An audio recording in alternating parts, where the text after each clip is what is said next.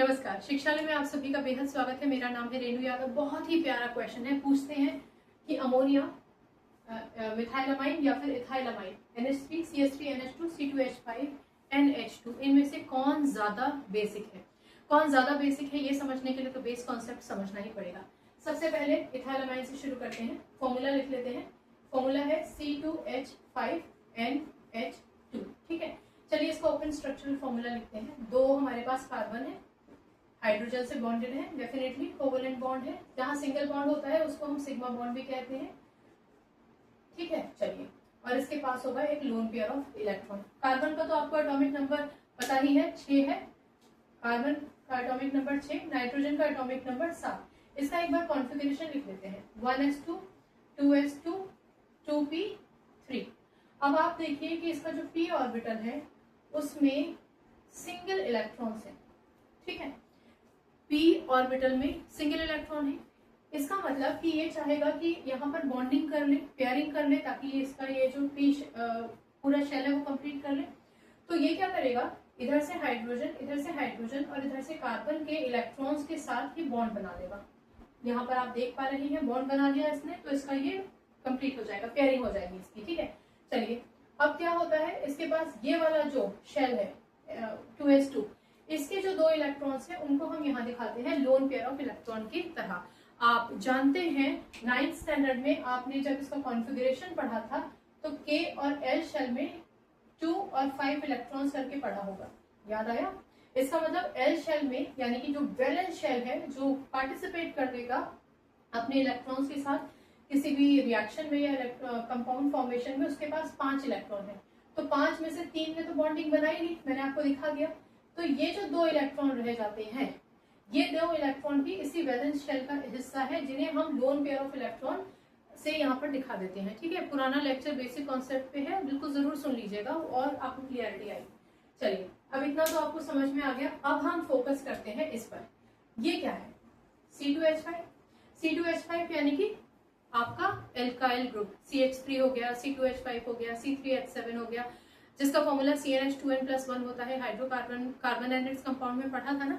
तो ये आपका एल्काइल ग्रुप है, और एल्काइल ग्रुप की टेंडेंसी है इलेक्ट्रॉन्स को पुश करने की, यानी दानवीर है। ये हम कहेंगे कि दानवीर है। अब दानवीर होने के पीछे का कारण समझते हैं। हमने यहाँ पर लिखा कि कार्बन का एटॉमिक नंबर 6 है, और आप जानते हैं कि हाइड्रोजन का एटॉमिक नंबर 1 है। ठीक है, यानी इसके पास भी इसका जो आउटर मोस्ट शेल है वो भी इनकम्प्लीट है, और ये तो है ही इनकम्प्लीट। तो डेफिनेटली कार्बन हाइड्रोजन से इलेक्ट्रॉन्स को शेयर करके अपने ऑक्टेट को कंप्लीट करेगा, और हाइड्रोजन भी अपने ऑक्टेट को कंप्लीट करेगा। ये लोग बना लेंगे कोवेलेंट बॉन्ड। यहाँ एक और चीज समझने की है, याद रखने की है। मैं तीनों की इलेक्ट्रोनेगेटिविटी लिख देती हूँ। कार्बन की इलेक्ट्रोनेगेटिविटी 2.55 है, हाइड्रोजन की इलेक्ट्रोनेगेटिविटी 2.20 है, और नाइट्रोजन की इलेक्ट्रोनेगेटिविटी 3.04 है। इसकी बात हम बाद में करेंगे, पहले ये समझिए। इलेक्ट्रोनेगेटिविटी तो आप मतलब समझते हैं, वो टेंडेंसी किसी भी एटम की जहां वो शेयर पेयर ऑफ इलेक्ट्रॉन को अपनी तरफ खींचता है, वो इलेक्ट्रोनेगेटिविटी कहलाई जाती है। अब आप देखिए कि क्योंकि कार्बन की इलेक्ट्रोनेगेटिविटी ज्यादा है, इसका मतलब कि ये जो शेयर पेयर ऑफ इलेक्ट्रॉन है, ये जो शेयर पेयर ऑफ इलेक्ट्रॉन्स हैं, जो असल में यहाँ थे, carbon in share pair of electrons को अपनी तरफ पुल कर लेगा, या फिर आप कह सकते हैं कि पोलराइजेशन कर लेगा। केमिस्ट्री की 11th स्टैंडर्ड की किताब में आप इसको सिग्मा पोलराइजेशन के तौर पर भी पढ़ सकते हैं, क्योंकि सिग्मा बॉन्ड बना है ना, तो सिग्मा बॉन्ड मतलब इलेक्ट्रॉन्स की शेयरिंग से बना है।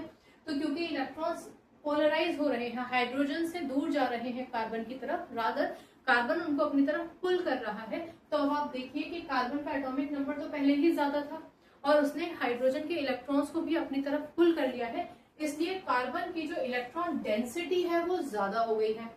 आप ये भी कह सकते हैं कि कार्बन हो गया है आपका electron rich. Carbon electron rich हो गया है। ठीक है, अब इलेक्ट्रॉन रिच होने के बाद की कहानी तो बाद में सुनेंगे। पहले ये समझिए कि अगर आपको इस पर नेगेटिव या पॉजिटिव साइन दिखाना हो तो आप क्या दिखाएंगे? कहीं भी आप किताब में अगर पार्शियल नेगेटिव चार्ज यहाँ लिखा देखते हैं तो बिल्कुल परेशान होने की कतई जरूरत नहीं है। देखिए, जब कोई एटम किसी को अपना इलेक्ट्रॉन देता है तो देने वाले पर पॉजिटिव और लेने वाले पर नेगेटिव चार्ज आता ही आता है। फिर भले ही वो जबरदस्ती इलेक्ट्रॉन्स को पूरी तरीके से नहीं ले रहा है, अपनी तरफ पुल ही कर रहा है। तो पुल करने का मतलब है कि जो शेयर्ड पेयर ऑफ इलेक्ट्रॉन था उनको अपनी तरफ ले तो रहा ही है ना, इसलिए हम इसको पार्शियल नेगेटिव चार्ज शो करेंगे। इतना समझ में आ गया?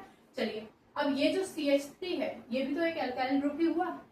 पूरा हमने पढ़ा तो C2H5 एक बड़ा एल्काइल ग्रुप था, CH3 हम देखेंगे तो छोटा एल्काइल ग्रुप है। तो ये कार्बन अब जो इलेक्ट्रॉन रिच हो गया है, इलेक्ट्रॉन की डेंसिटी बढ़ने की वजह से ये उन इलेक्ट्रॉन्स को बाजू वाले कार्बन की तरफ अट्रैक्ट भेजेगा। ठीक है, इसका मतलब ये जो इलेक्ट्रॉन्स थे उन इलेक्ट्रॉन्स को अब ये बाजू वाले कार्बन की तरफ पोलराइज करेगा। यहाँ एक छोटा सा बॉन्ड ब्रेक लीजिए और सुनिए कि अगर आपके दिमाग में ये क्वेश्चन आ रहा होगा कि इस कार्बन ने जब हाइड्रोजन के इलेक्ट्रॉन्स को अपनी तरफ पुल किया तो बाजू वाले कार्बन जिसको ये बॉन्ड से जुड़ा था उसके इलेक्ट्रॉन को पुल क्यों नहीं किया अपनी तरफ? क्योंकि भैया कार्बन और कार्बन में बराबर की टक्कर है, दोनों बराबर के पहलवान हैं, दोनों की इलेक्ट्रोनेगेटिविटी 2.55 है। इतना समझ में आया? चलिए, बहुत बढ़िया। अब ये कार्बन जब इलेक्ट्रॉन्स को इस कार्बन की तरफ शिफ्ट करेगा तो इसके पास इलेक्ट्रॉन की डेंसिटी ज्यादा हो जाएगी, राइट? अब ये जो इलेक्ट्रॉन डेंसिटी ज्यादा हो गई है तो ये कार्बन भी इलेक्ट्रॉन्स को नाइट्रोजन की तरफ शिफ्ट करेगा, राइट? तो अब आप कहेंगे कि अगर ऐसा हो रहा है और इसके पास इलेक्ट्रॉन की डेंसिटी ज्यादा हो गई है, यानी इसने भी किसी के इलेक्ट्रॉन ना चाहते हुए लिए, तो आप सोचेंगे कि इस पे आ जाएगा पार्शियल नेगेटिव चार्ज, लेकिन ऐसा नहीं है।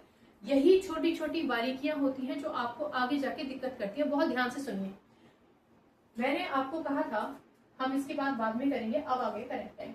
आप देखिए, कार्बन की इलेक्ट्रोनेगेटिविटी 2.55 थी, हाइड्रोजन से ज्यादा थी तो उसने इलेक्ट्रॉन्स को खींचा अपनी तरफ, लेकिन नाइट्रोजन की इलेक्ट्रोनेगेटिविटी तो कार्बन से भी ज्यादा है, 3.04 है। यानी इसके पास इतनी क्षमता है कि ये जो कार्बन से जुड़ा हुआ है और हाइड्रोजन से जुड़ा हुआ है तो हाइड्रोजन के इलेक्ट्रॉन्स को तो खींच ही लेगा अपनी तरफ, हाइड्रोजन की तो इलेक्ट्रोनेगेटिविटी बहुत कम है, लेकिन इस कार्बन के इलेक्ट्रॉन को भी अपनी तरफ पुल करेगा। ये आई बात समझ में? बहुत ध्यान से सुनिए, इस कार्बन ने इसको इलेक्ट्रॉन्स दिए, इसकी तरफ पुश किए, कार्बन से इलेक्ट्रॉन्स जब इसके पास आए तो इस पर पार्शियल नेगेटिव चार्ज होना चाहिए था, ऐसा आप सोचेंगे, लेकिन इस पर होगा पार्शियल पॉजिटिव चार्ज। क्यों?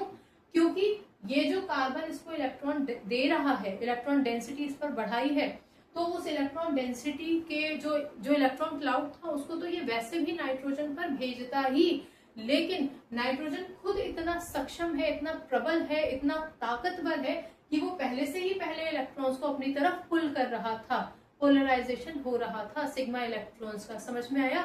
क्योंकि नाइट्रोजन ज्यादा इलेक्ट्रोनेगेटिव है, इसलिए ये जो कार्बन है वो कार्बन दाता हो गया, देने वाला हो गया, इस पर इसलिए आ गया पार्शियल पॉजिटिव चार्ज। तो डेफिनेटली अब आप इस चीज को समझ गए होंगे, ठीक है?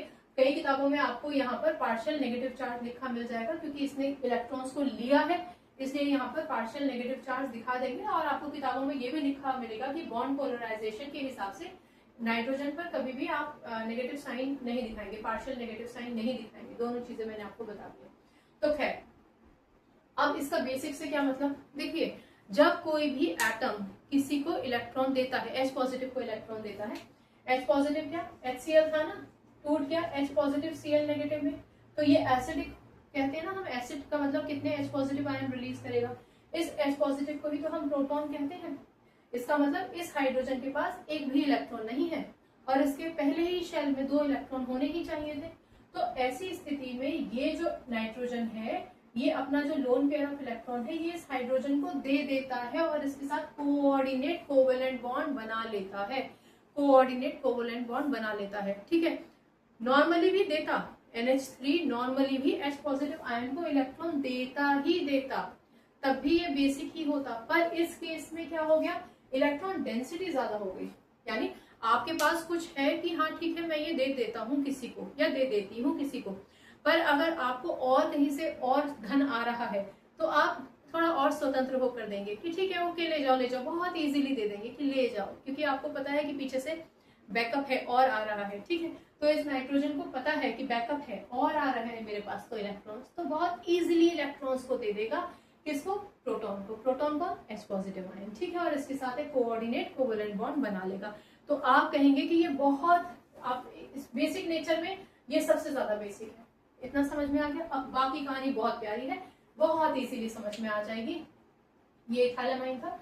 अब मिथाइलामाइन की बात करते हैं। CH3NH2 कार्बन 3 हाइड्रोजन से जुड़ा है और यहाँ पर NH2 से जुड़ा है। सेम वही कहानी, वही जो हमने ऊपर पढ़ी थी कि कैसे कैसे बॉन्ड बनाया, सेम वही कहानी। अब आप देखिए यहाँ पर कार्बन एक है और हाइड्रोजन से शेयर्ड पेयर ऑफ इलेक्ट्रॉन्स के साथ कोवेलेंट बॉन्ड बनाया, जिसे आप सिग्मा बॉन्ड भी कहेंगे। कार्बन की इलेक्ट्रोनेगेटिविटी ज्यादा है हाइड्रोजन से, इलेक्ट्रॉन्स को अपनी तरफ पुल करेगा। ये एरो बने हुए नहीं दिखाई देंगे, मैं सिर्फ समझाने के लिए बता रही हूँ, आपको एरो बनाने भी नहीं है ऐसे, ठीक है। मैं सिर्फ समझाने के लिए बता रही हूँ कि इन इलेक्ट्रॉन्स को अपनी तरफ पुल करेगा, राइट। आपको नॉर्मल बॉन्ड ही दिखाना है। अब क्योंकि ये इलेक्ट्रॉन्स को अपनी तरफ खींच रहा है, ठीक है, इसके मतलब इसके पास इलेक्ट्रॉन की डेंसिटी ज्यादा हो जाएगी, ये भी हो जाएगा इलेक्ट्रॉन रिच। हो गई बात, समझ में आ गया। लेकिन नाइट्रोजन की इलेक्ट्रोनेगेटिविटी तो और भी ज्यादा है। यानी अगर नाइट्रोजन बहुत ताकतवर नहीं भी होता और कार्बन के इलेक्ट्रॉन्स को खींच नहीं भी लिया होता, तब भी ये एल्काइल ग्रुप इसको अपने इलेक्ट्रॉन दे ही रहा था। किंतु नाइट्रोजन की टेंडेंसी है कि वो शेयर्ड पेयर ऑफ इलेक्ट्रॉन को अपनी तरफ खींचेगा, खास तौर से अगर वो अपने से कम इलेक्ट्रोनेगेटिव एटम से जुड़ा है तो क्योंकि नाइट्रोजन ऑलरेडी इलेक्ट्रॉन्स को अपनी तरफ खींच रहा है, शायद मैंने गलत बोल दिया, दोबारा से सुनिए। नाइट्रोजन तो ऑलरेडी ज्यादा इलेक्ट्रोनेगेटिव है कार्बन से, अगर वो कार्बन से ही जुड़ा है तो, हाइड्रोजन से ही जुड़ा है तो वो इलेक्ट्रॉन्स को अपनी तरफ खींचेगा। इसका मतलब कि कार्बन अगर इसको इलेक्ट्रॉन देता, अगर कार्बन इसको इलेक्ट्रॉन देता तो वो नौबत आई ही नहीं है, नाइट्रोजन ही इलेक्ट्रॉन्स को अपनी तरफ खींच लेगा। खैर एनीवे, इस केस में ये जो कार्बन है इस पर आ जाएगा पार्शियल पॉजिटिव चार्ज, क्योंकि यहाँ पर नेगेटिव चार्ज क्यों आया, क्योंकि इनिशिएट इसने किया, इसने इलेक्ट्रॉन्स को अपनी तरफ, पार्शियल नेगेटिव चार्ज आया इसके पास, इसने इलेक्ट्रॉन्स को पुल किया और फिर इस वाले कार्बन पर पार्शियल पॉजिटिव चार्ज आया क्योंकि ये बहुत तगड़ा था। यहाँ तो इसका कोई बैकअप ही नहीं है, यहाँ तो कुल मिला के यही है और ये किसके साथ जुड़ा है, N के साथ जुड़ा है। तो हम अगर ये कहें कि इस कार्बन ने भी तो हाइड्रोजन के इलेक्ट्रॉन्स को अपनी तरफ खींचा है, इसलिए ये तो पार्शियल नेगेटिव होना चाहिए, पर वो स्थिति आई नहीं, क्योंकि पार्शियल नेगेटिव होता भी तभी तो नाइट्रोजन को देता ना इलेक्ट्रॉन, और नाइट्रोजन तो पहले से इसके इलेक्ट्रॉन को अपनी तरफ खींच रहा है। अब क्योंकि ना चाहते हुए या नाइट्रोजन के प्रभाव की वजह से ये कार्बन इलेक्ट्रॉन्स को उसकी तरफ पुश कर रहा है, इसलिए इस केस में आप कार्बन पर पार्शियल पॉजिटिव चार्ज देखेंगे। और अगर किताबें आपको दिखाती है पार्शियल नेगेटिव चार्ज यहाँ पर नाइट्रोजन के ऊपर, तो वो इसी कारण से है कि क्योंकि नाइट्रोजन ने उन इलेक्ट्रॉन्स को अपनी तरफ खींचा है, ठीक है। तो ये बात बहुत ध्यान रखने की है कि partial negative, partial positive, positive, और यहाँ पॉजिटिव क्यों आया, यहाँ नेगेटिव क्यों आया, ठीक है ना। तो ये आपको बहुत ध्यान रखना है। यहाँ तक कहानी दोनों की सेम है। खैर एनीवे, अब इसके पास ये लोन पेयर ऑफ इलेक्ट्रॉन था, जाहिर सी बात है कि इसके पास कोई ना कोई प्रोटॉन आएगा ही, या ऐसी स्थिति में प्रोटॉन आएगा, H पॉजिटिव आयन आएगा, ये कहेगा भैया मेरे पास तो है ही नहीं इलेक्ट्रॉन, तो नाइट्रोजन इसको इलेक्ट्रॉन अपना दे देगा। लेकिन यहाँ देखिए, यहाँ बैकअप क्या है बैकअप है, यहाँ ज्यादा तगड़ा बैकअप था, ज्यादा बेसिक था, इजीली दे दिया। यहाँ बैकअप एक यूनिट कम है ना, मतलब एक नंबर इसमें कमी है, वो ज्यादा ताकतवर था, ये कम ताकतवर है, तो यहाँ पे भी इलेक्ट्रॉन देगा लेकिन उसके मुकाबले थोड़ा कम बेसिक होगा। अब सिर्फ नाइट्रोजन NH3 की बात कर लेते हैं, अमोनिया की NH3, इसका मतलब हाइड्रोजन से जुड़ा है, कहानी वही है, हाइड्रोजन से कैसे जुड़ा है, ऑफ कोर्स ज्यादा इलेक्ट्रोनेगेटिव है तो हाइड्रोजन के इलेक्ट्रॉन्स को अपनी तरफ पुल करके रखेगा, वो तो एक अलग ही कहानी है। और यहाँ पर इलेक्ट्रॉन इसके पास लोन पेयर रहेंगे ही, जैसे हमने हमेशा ऊपर देखा। अब इसके पास कोई H पॉजिटिव आयन आता है, H पॉजिटिव, जिसके पास एक भी इलेक्ट्रॉन नहीं है, तो ये जो लोन पेयर ऑफ इलेक्ट्रॉन है NH3 इसको दे देगा और इसके साथ कोऑर्डिनेट कोवेलेंट बॉन्ड बना लेगा। लेकिन इस केस में कोई बैकअप नहीं है, कोई बैकअप नहीं है। तो आपको समझाने के लिए ये बात है कि यहाँ पर अपने इलेक्ट्रॉन बहुत इजीली दे देगा, इसलिए हाईली बेसिक, यहाँ पर दे देगा, इजीली देगा, तो बेसिक, यहाँ पर हम आराम से दे देगा, तो इसलिए इसके मुकाबले लेस बेसिक। तो अब अगर आपसे पूछा जाए हु इज मोर बेसिक, तो आप कुछ ऐसे बनाएंगे, यानी NH3 के मुकाबले CH3NH2 ज्यादा बेसिक और उसके मुकाबले C2H5NH2 सबसे ज्यादा बेसिक। बहुत ही इंपॉर्टेंट क्वेश्चन है, 11th स्टैंडर्ड में, 12th स्टैंडर्ड में, एंट्रेंस एग्जामिनेशन में पूछा जा सकता है। बहुत ही प्यारा क्वेश्चन है, बहुत ही सुंदर क्वेश्चन है, बहुत ही कंसेप्चुअल क्वेश्चन है। अगर आपको कॉन्सेप्ट्स याद रहेंगे, अगर आप कॉन्सेप्ट को ध्यान से सुनेंगे तो आप केमिस्ट्री को समझ पाएंगे। यहाँ हम जो लैंग्वेज इस्तेमाल कर रहे हैं ना, वो भी बहुत ही आम भाषा है। और आम भाषा में भी जब आप बच्चों के साथ लंच कर रहे हैं, कुछ शेयर कर रहे हैं, और आप हर बार अगर बार बार covalent bond, coordinate covalent bond, sigma bond, polarization, इन शब्दों का अगर इस्तेमाल करते हैं ना, तो केमिस्ट्री आपके जीवन का हिस्सा बन जाएगा। फिर आपको उसको रटना नहीं पड़ेगा। ठीक है, हमेशा याद रखिए कि यहाँ पर हमने बेसिकली कार्बन इलेक्ट्रॉन अपनी तरफ पुल कर रहा है, ये बातें बोली, या नाइट्रोजन इलेक्ट्रॉन्स को अपनी तरफ पुल कर रहा है, पोलराइजेशन हो रहा है, इसका मतलब सिग्मा इलेक्ट्रॉन का, ये बातें हमने बोली है। पर हमेशा याद रखिए कि हाइड्रोजन से जो जुड़ा हुआ नाइट्रोजन है, वो भी हाइड्रोजन के इलेक्ट्रॉन को अपनी तरफ खींच रहा है। इलेक्ट्रोनेगेटिविटी आप याद रखेंगे तो बहुत ही बढ़िया है। अगर 2-3 बार भी चीजों को सुन लेंगे ना, तो याद अपने आप रह जाती है, स्वतः याद रह जाता है। तो अब आप इस लेक्चर से एक कंक्लूजन पर पहुंच गए होंगे। आई होप आपको कोई कंफ्यूजन होगा, नहीं होगा तो फिर पूछ लीजिएगा। ठीक है, बाकी केमिस्ट्री से अपनी केमिस्ट्री अच्छी बनाइए, शिक्षा ले आइए। अगली बार मिलने तक अपना ख्याल रखिए, खुश रहिए, सकारात्मक रहिए, और आपकी जय हो ऐसा काम जरूर कीजिए। हर बार जब आप एक छोटा सा लक्ष्य पा लेते हैं ना, तो वही आपकी सबसे बड़ी जीत होती है। नमस्कार, शुभ रात्रि।